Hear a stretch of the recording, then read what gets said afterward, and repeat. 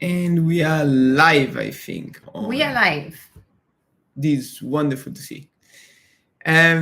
We are live on YouTube and Twitch, and we are ready to talk about a very interesting, topic.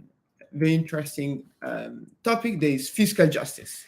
So, hi everyone, I'm Colombe and this is Andrea. We are the co founders of Atlas, as always, which is a global movement working to create a democratic future for us all. So, basically, a global country where you have a voice, a vote, you get to decide how you are governed, where the money comes from, where the money goes, and how to deal with issues that concern us all, like climate change and like the fact that some companies do not pay their taxes, which is insane when us, the people, do so.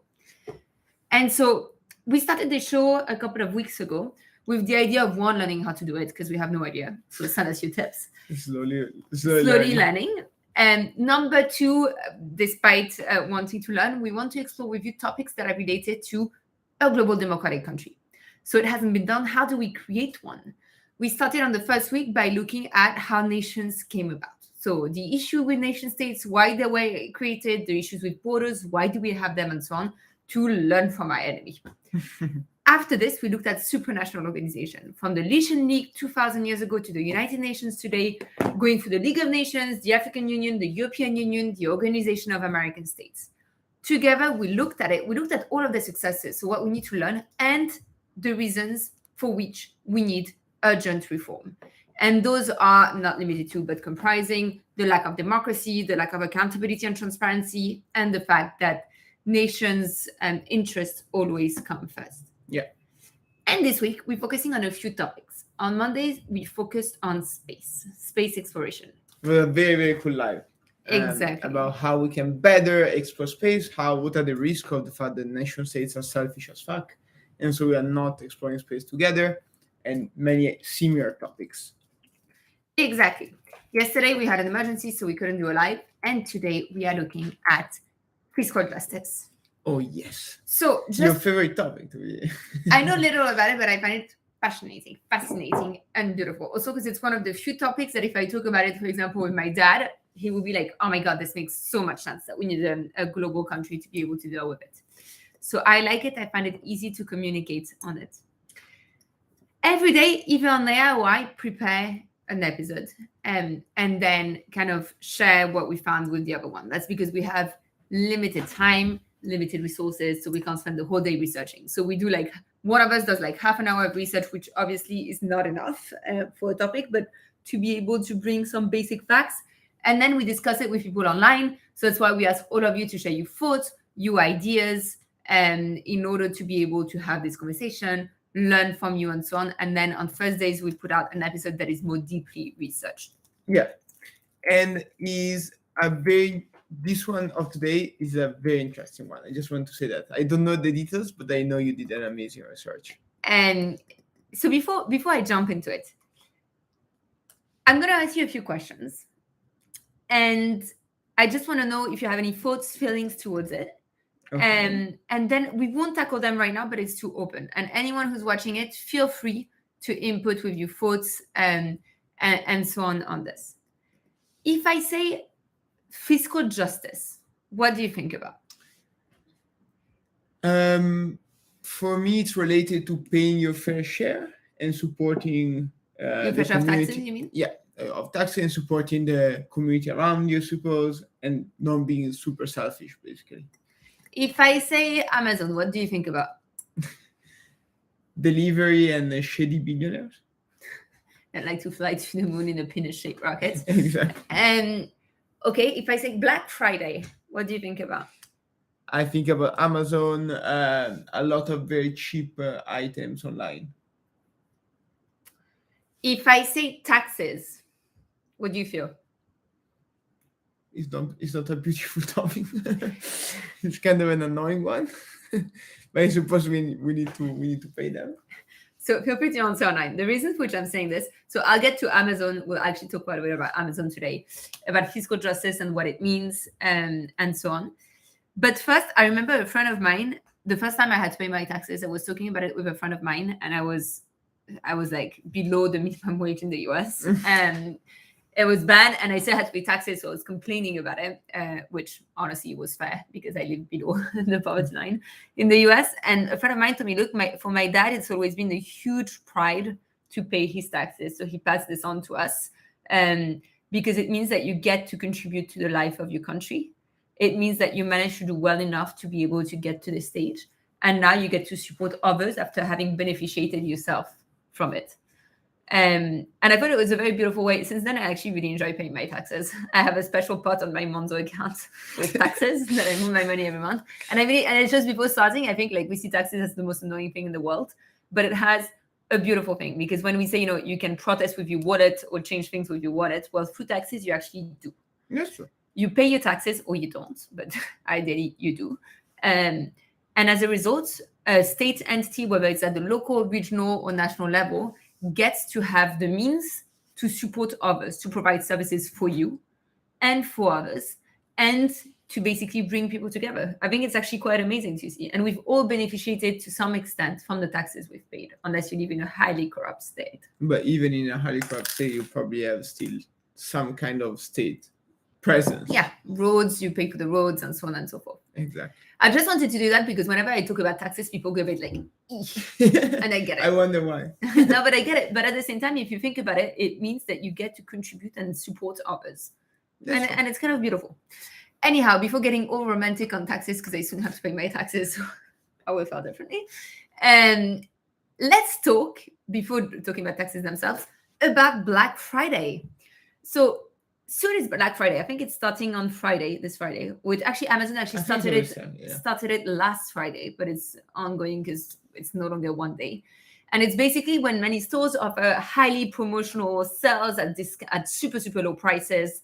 And stores open early. Normally it's the first Friday after Thanksgiving in the US. And the most famous of it all is Amazon, right? That actually provides insane prices online. You pay like $1 and you have access to goods that will be delivered to you in 24 hours, which in itself is insane. Not that I'm not doing it, but it's still insane. So now that we've mentioned what Amazon does with Black Friday and the very low prices it has, I just wanted to say that to anchor it into the current context. Okay. Let's talk about how Amazon is shitty on taxation. Because I think it's all linked. If you get to treat Amazon is one of those companies that is known to treat its workers, factory workers, that is not office workers, like hell. And that is known to avoid taxes across the world. Yeah. That is known to make a huge amount of profit despite not contributing afterwards. And that is known to avoid taxes. And I think only companies that get to have such shitty practices and make so much money end up avoiding such taxes. So I wanted to link it all together because if you get to promote products at such a low price, destroying all competition and so on, often your business practices are not that great either. That's true. Amazon Europe, the company collected record sales of income of 44 billion euros last year, but did not pay any corporate taxation in Luxembourg, where Amazon Europe is headquartered. 44 billion, no tax. Yeah.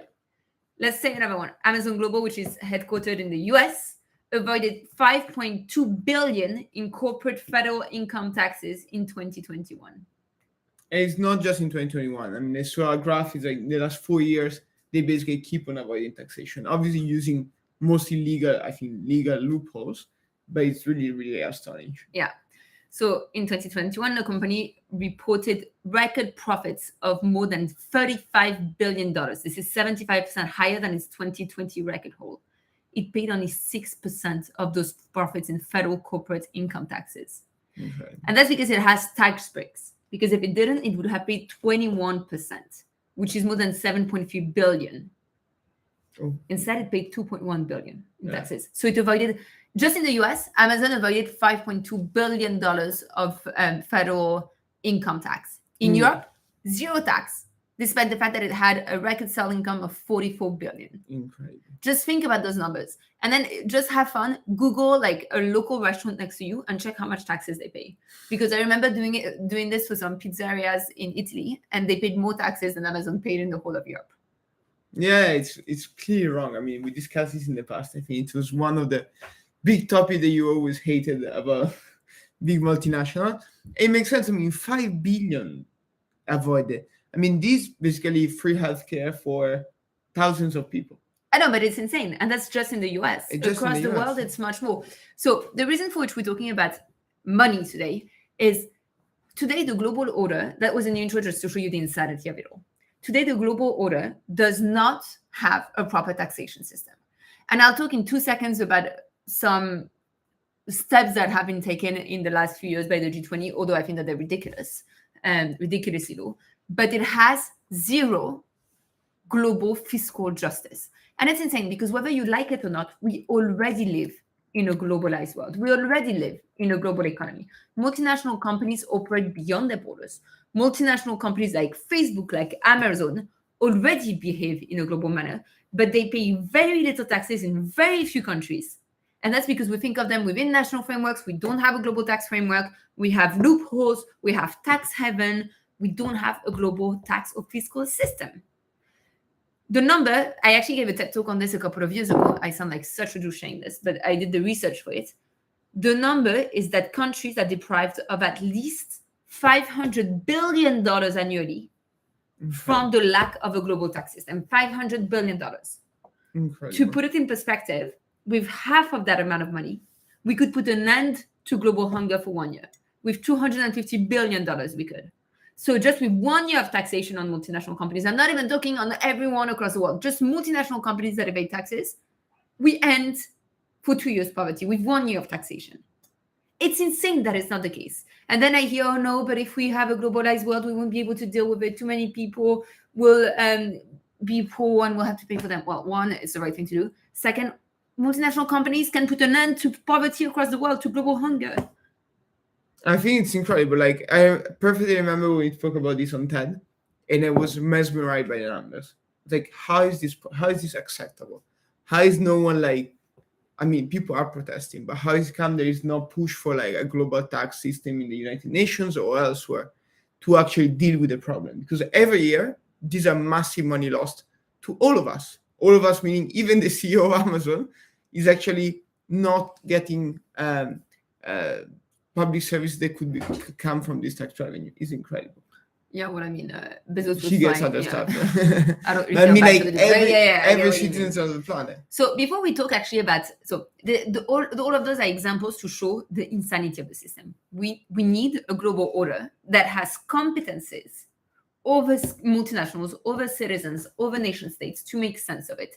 Because we live in a world where borders no longer determine our lives or our future. Yet we don't deal with it appropriately. For me, it's the same issue than space that we discussed 2 days ago. Yeah. Like, we have space exploration. It's happening whether we like it or not. Yet we are not putting in place the rules, the regulations, the democratic backing in order to be able to regulate it. And so it's just a Wild West. People do whatever they want. And it's the same with multinational companies. Multinational companies do not have regulations in place that mean that they operate with certain standards across the world and that their profits are actually useful for us, the people of the world. Which leads me to fiscal justice. So I'm going a bit in every direction, but I want to show the issue with it before moving to like the solution. I was thinking a lot about fiscal justice in the national context in the last few days. And then I tried to think about it in a global context. So fiscal justice includes revenues that are raised through taxation, allocation, and spending on public services. So fiscal justice is basically how a country or an administration is built, and how the taxes are collected, and how you spend the money on whom, for whom. Okay. So it's more than just tax and budget, right? From the moment you decide who is taxed, where it goes, and so on, it's the backbone of any political system. It's any the financial infrastructure of a country, basically. Yes, but it's also the political direction. Yeah. Because how much you tax, if you tax, where you tax, and how you redistribute changes completely the political order, right? I fully agree, yeah. And like I just saw, for example, a National Institute report in France, in my home country, that the policies of President Macron, who's called the president of the rich, in the last few years, have benefited mostly the hyper wealthy. So the tax cuts and tax incentives and support he gave both short term during the pandemic and then longer term, the restructurations, have benefited the rich much more than any middle class and so on. or poor So it's income correct. households. It's correct to call him the president of the rich. Exactly. But I want to say this because any fiscal reform impacts literally the political direction of the country, as well as its social net and its social backbone. So it's actually extremely important. It represents a government's ultimate priorities, right? Yeah. Like you have a limited amount of money that is available at any given time, and it's going to be sent in a certain direction. What I've shown with the fact that multinational companies cost about $500 billion every single year Incredible. is that we have enough money that's just multinationals. That's not considering billionaires. That's not considering issues with inheritance. That's not considering a lot of things. We have enough resources to tackle poverty, inequality, to be able to ensure a good life for all. Incredible. We actually have enough resources across the world. It's just we don't administer it properly. It's, again, a problem of admin. Like literally, if we had global institutions that could tax, collect, redistribute, etc., we would not have such global poverty, inequality, and so on. We could actually tackle all of those issues. Yeah, it's really stupid. Like, I don't know why we're in this situation, honestly. I think that, I mean, yeah, it comes from history, the fact that we're divided in tribes and communities and so on. And from a certain point, is obviously fascinating, and it's beautiful to see different culture and so on. But I think that from a practical point of view, we should overcome it as soon as possible, because it's costing us all, obviously, lives when you think about war, the risk of climate change, but also money that we should put in our pockets. Exactly. So we know now that we have enough money. So we know that multinationals are not paying the prices. We know we have enough money to solve global hunger. We know overall we have enough money to be able to solve inequalities and so on, right? Mm-hmm. We know that the issue is the way we administer it.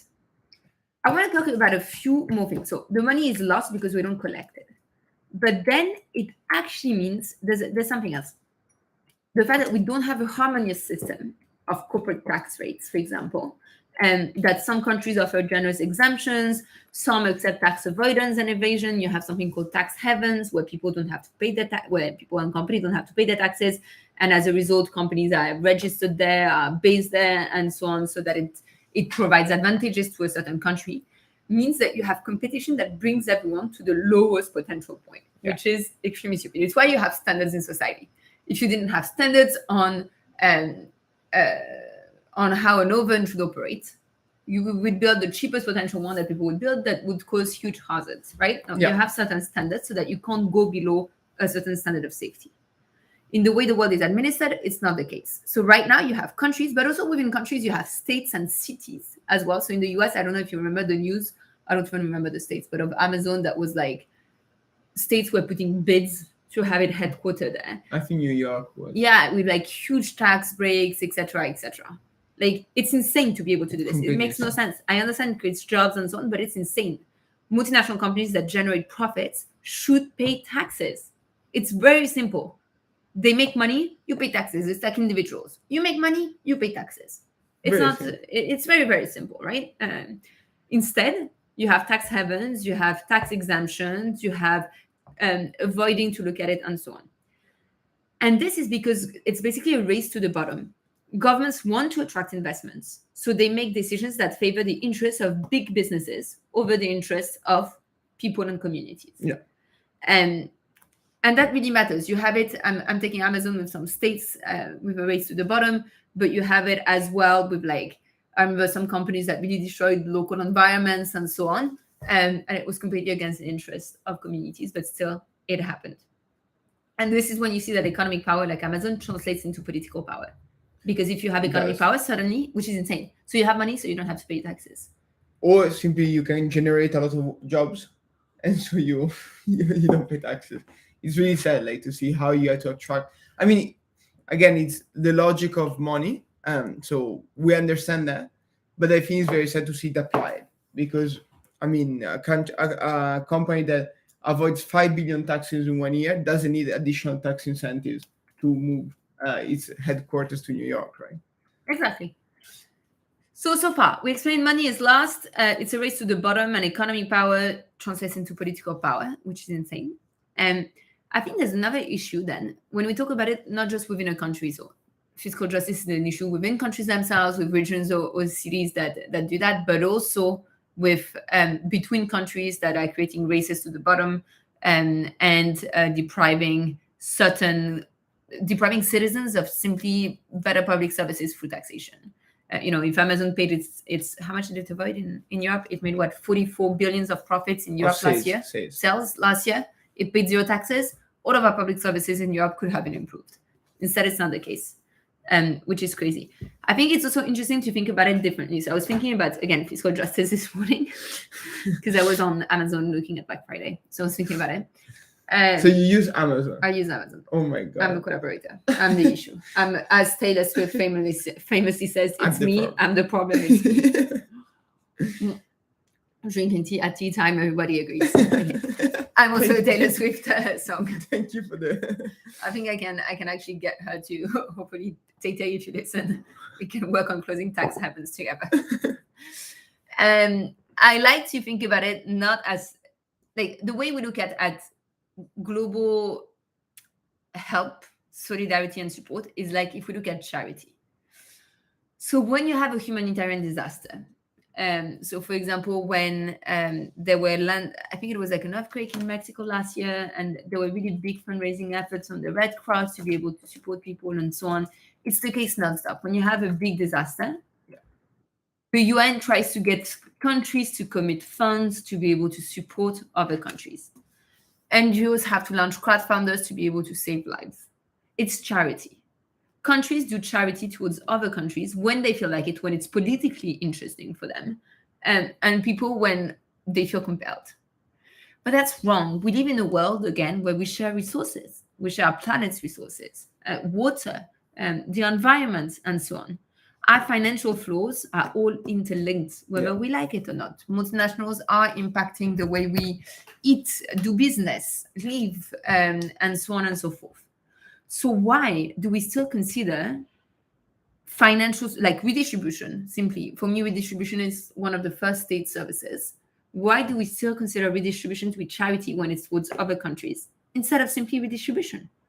If you had, and here I'm getting to my solution, if you had a global tax authority that would levy taxes on hyper-rich individuals, I'm in favor personally of very progressive taxes, so very, very, very high taxes on the hyper-rich, extremely high taxes on inheritance for the hyper-rich, so that inheritance basically doesn't exist, and progressive taxes so that low-income households pay the least, and so on and so forth. Okay. And if you had this on individuals and on multinational companies and so on, and on financial flows, by the way, on financial transactions, you would have a global country that is capable of redistributing to those most in need, whether it's people, whether it's other countries, whether it's companies in need of support during a crisis, and so on. It wouldn't be considered charity. It would be automatic, just like within a country, you automatically redistribute to those in need. I think that makes a lot of sense. And in this construct of yours, which I completely agree with, how would this tax authority be ruled, be constituted, be managed? So only because you thought about more than me. So I can tell you how I imagine it. But first, I think it's worth saying at Atlas, the organization that Andrea and I co-founded, we are building a global country. So we're doing consultations as of the 1st of January, 2023, which is really scary because it's in a couple of days, to understand what type of global governance we need, what type of global governance people want, how it should be constituted, and so on, including for such a global tax authority. So for me, at the beginning, so in an ideal world that is globalized where you have a global country, it should be automatic. A percentage of your income that is determined based on the overall where money lies in society and so on, goes towards this tax authority. Percentage of your assets and so on goes towards this global tax authority that then redistributes to those most in need. Exactly the same system that in countries. Okay. However, there has to be an intermediate step because we don't yet have such a global country. We need to build it. And the country only has as much power as it's capable of having a budget to administer it. For sure. So here I'm looking at the Tibetan administration in exile that levies voluntary taxes that actually more than 90% of Tibetans pay. And it's very low taxes, but it enables it to provide basic services such as consular services, education, cultural, and so on. So I would look at this, and I think we can look at a lot of new digital currencies or cryptos for it that can help. And we would definitely need to have an election to elect the body. And do you think that the United Nations, if not, would ever be able to do so, to levy taxes? I think that the UN represents national interests, represents nation states. It doesn't have the mandate to do so. Yes, I was looking at the budget of the UN. It's smaller than these numbers we have seen today. No, how much is it? I think it's like 6 billion a year right now. And then it becomes bigger if you put on inside also operations, peacekeeping operations, agencies and so on. But the budgets are not that big. I had no idea. Yeah, I googled it out of curiosity. And then a country So like Amazon not paying its taxes is bigger than the total amount of money the UN has. Yeah, I mean, a country like Italy contributes like 90 million to the UN, which is very little compared to other projects that we do or other public services. So clearly, yeah, it's still very small, the budget of the UN. So they would actually benefit a lot from a global taxation that would go directly in supplying those services that actually are vital for so many parts of this planet. I mean, aid, peacekeeping, vaccine distribution, they are all mostly done by international organizations that do not have the budget for it at all. Very true. I wanted to say one last thing, and then we can just continue on the debate. It concerns what has been done. So there has been an advance on this, because I've been bitching about it. So let's acknowledge the very little bad advance that has been done.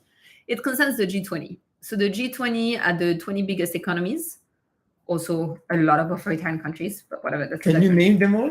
No. So the 20 biggest economies, you can Google it, G20, that have finally agreed after years and years and years and years and decades of long discussions that have led to nothing, to endorse a global minimum tax of 15% on big multinational businesses. Okay. So everyone was like, hooray! Amazon is going to pay 50% of taxes. Hooray! And then you look at it. 15% rate is a little more than the rates we'd consider fiscal paradises. So they all agreed to have the same rates than fiscal paradises at a minimum. Yay! But and is it actually happening? I don't know. Well, this was in 2020, I think, if I remember correctly, or 2021. See, yeah, but not today, right? A few years. Still, I mean, the ago, numbers like 2021, Amazon evaded $5.2 billion of income corporate federal taxes. So clearly it's not helping out. But the wish is there. The strength is there. Yeah, and it's to tax at a minimum 50%. It's not to not give any tax breaks, any exemptions, any of this. And regardless, it's the same rate than fiscal paradises. So look, it's better than nothing, right? Harmonization from the very, very, very bottom and at 15%. It's just like, for me to be like, yay, we have done this. Again, I mean, fiscal paradises have the same rates. Yeah, I remember. I mean, we checked. I remember Ireland is like 12%. So it's very similar at the end. It's not going to change much. I think that Biden was pushing for 20 or 25%, actually. He was on the right side of history this time, but it didn't work out. Most G20 economies didn't want that. Like the Netherlands is very low as well. Yeah, it's a big issue because I don't think that none of the major multinationals that we know would actually suffer from that. Yeah, maybe they would have to restructure a few businesses and so on, but it wouldn't mean that we would lose Amazon or Coca-Cola or whatever. But of course not. All national businesses pay those taxes. Exactly. For me, it's insane. It's the richest and biggest businesses that, again, don't pay the taxes. It's the same then with individuals who manage to find loopholes and so on. The richest should pay the most taxes. It's super basic. Also because then, thanks to all these... I paid more taxes, sorry. I'm below the average salary in London. I'm below. And I pay more taxes in Europe than Amazon does. Incredible. Me. I work for charity. I have very little money. And I pay more taxes than Amazon. That's very true. It's extremely sad. It's very sad. And I pay happily my taxes because I know I beneficiate from the NHS and other state services. And I pay more taxes than Amazon. It's very sad. So what I want to say What's the actual fact? Is that there's not only an ethical problem and not only it's wrong, but actually, because of the fact that they can optimize taxes, they often become monopoly and trump competition. Because obviously, Amazon can operate with such a low tax burden that it's very difficult to compete with Amazon. Because if I were to launch a similar business, I would have to pay more taxes unless I become international and massive. So there's and unless you and exploit unless the you're a workers dick and so on. and decide to exploit every single one, not allow them to go to the bathroom, and not pay you taxes. Yeah, not entitled to criticize because you mentioned that you're using Amazon a lot. Well, I still pay more taxes than them, so So you can. But yeah, I didn't mention a lot. I watched some movies on Amazon Prime, and I ordered toilet paper once in a while, which I know is bad. No, I think it's normal. But it's to say, like, the fact that they can avoid so many taxation, so much taxation, it actually creates structural problem to the economy. It's not only about what is right or what is wrong, but actually the consequences this has. Businesses, like many other businesses, are destroyed by the fact that Amazon exists. And while we are happy that Amazon exists in a way because it's very efficient and so on, there are countless jobs that have been destroyed by it. And so, is it right? Is it right when they manage to avoid taxation, when they are not playing a fair game, where the game is strict? Oh no, it's not. Sorry, I never really thought that I pay more taxes than Amazon. I'm still on the spot. Maybe you should get some, I can't afford a new pair of glasses, and I pay more taxes than Amazon. It's insane. Yeah, probably most people following this live pay more taxes than Amazon. But in Europe, considering the fact that they paid 0 in 2021, we all pay more taxes. If you have a job, you probably pay more taxes than Amazon. So the world is in a difficult situation because multinational don't pay their taxes, and the brilliant Colomb has not only provided an analysis of the numbers and why this happens, but actually also given a solution. Do you want to repeat the solution? Because it's a beautiful one, and we should be proud of it. Yes, sorry. I'm a bit slow now that I'm still thinking about it. And the solution is we need a global tax authority. Fiscal justice is not only important, it's exciting. I promise it is. I know it sounds horrible, but fiscal justice is the basics of politics. Money, where you take it from, where it goes to whom it goes, is literally a political program as of itself. Money means that people will be able to have food or not on their table, that they will get support in paying their energy bills or not, that they will have access to the doctor or not. So fiscal justice is the very basics of solidarity, of what makes us human, of what makes a country or a world a country or a world. It is fundamental. Fiscality and is linked to money, right? Money flows across borders like never before. Multinational companies operate across the world. It is the case. Financial transactions happen across the world. Yet we don't have a harmonized system of global taxation, of global standards, of global fiscal justice across the world, because again, the UN is incapable of doing it because of national interest first, and the fact that the member states don't have an interest in this. For this, we need a global democratic institution, a global country, a global federation, whatever you want to call it, that has tax authority. And it's not insane. It's what the United States did themselves. Yep. You pay taxes to your state, but also some of it goes to the federal government as individuals and as businesses. It doesn't mean you're taxed more. You're actually not taxed a lot in the US compared to other countries. It just means that the taxes go to different levels of government, including the federal one. It's exactly what we are advocating for. We need global taxation in order to be able to, one, tax multinational companies appropriately. Let me repeat one last time the numbers. In 1 year, $500 billion are lost to the lack of fiscal justice. Half of that money solves hunger for 1 year across the world. It's crazy. Insane. Crazy. Amazon didn't pay any taxes despite the fact that it had record sales income of 44 billion last year. 44 billion euros. So that means that if we were to actually impose global taxation, we would solve global hunger. But more than this, because only half of it, just multinationals. Yeah, you would do more than this. Taxes on multinationals for 1 year, you solve global hunger for 2 years. It's insane, literally. But they don't pay the taxes.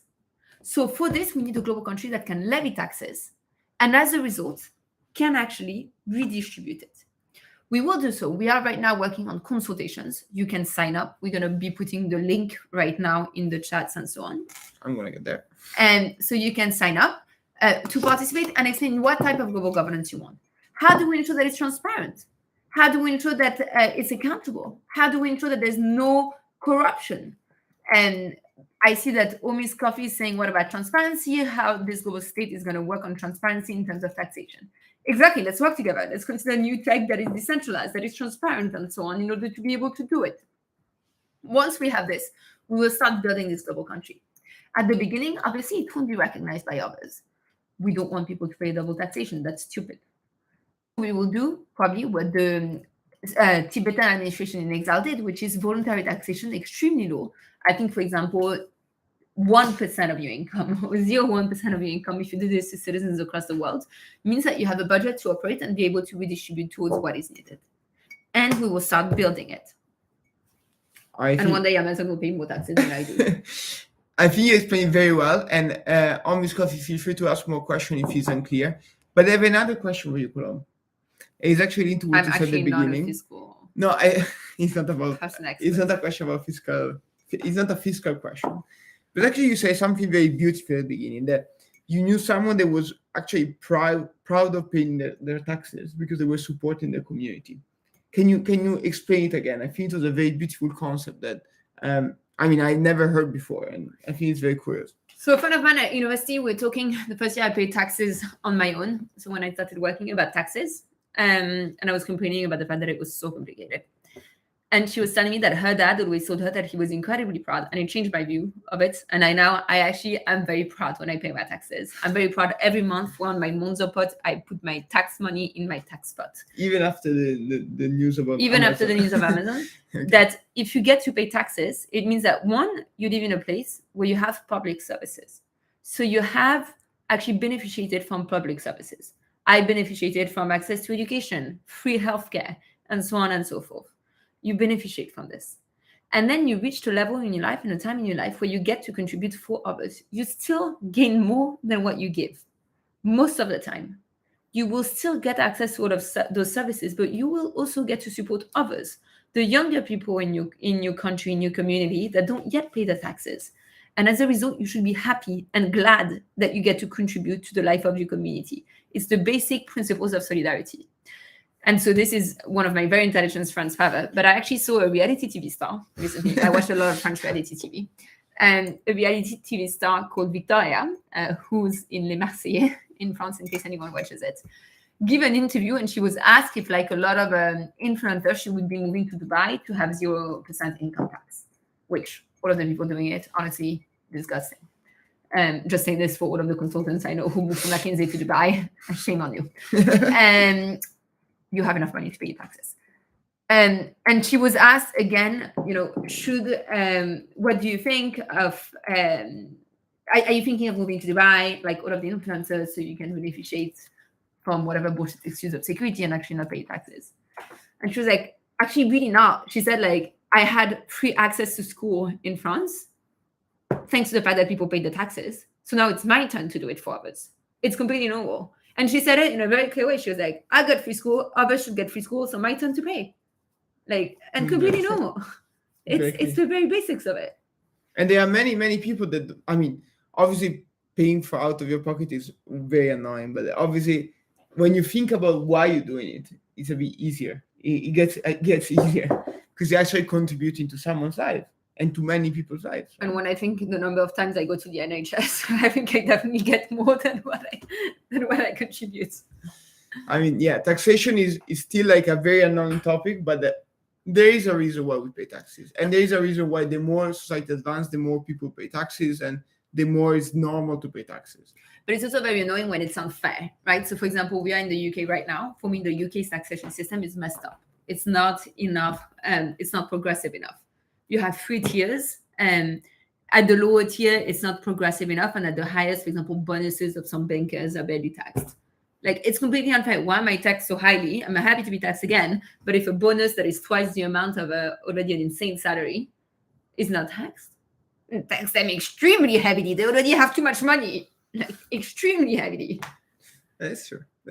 Taxes. We could stay here and speak about taxes forever. It's very, very... It's very annoying and interesting in a way. It's also what I think most people experience as at the end of the month, something that takes away your money or not, or at the end of the year. So it's very concrete in people's mind. We wish we had the solution to decrease taxes for everyone and make everyone happy, but it's not how it works. So you need to pay your taxes. Bottom line. And also Amazon. So you're excited to pay your taxes? I'm incredibly excited. Even though you pay more taxes than Amazon in Europe? even though I pay more taxes in Europe, which makes me very sad, but I'm ready to do it for my country and my people and my community and the world and everything I need to do it for. Beautiful. So everyone get ready to pay your taxes. No, jokes aside, subscribe, like, share, comment, send us all of your love. And please sign up to the consultations so that we get to build this country together, create a fair fiscal system, and hopefully very soon we'll pay our voluntary taxes. Are we going live tomorrow, Colombe? We are not. We are not going live Tomorrow we're going to publish the episode of the week about how global issues are fucking us over on 3 fronts. We said space, fiscal justice, and what was the third one? Tech. And tech. I'm going to try to put it all in tomorrow's episode, release it on YouTube. And as usual, we wait for your comments, your feedback, and we hope you're going to enjoy it. Bye, everyone.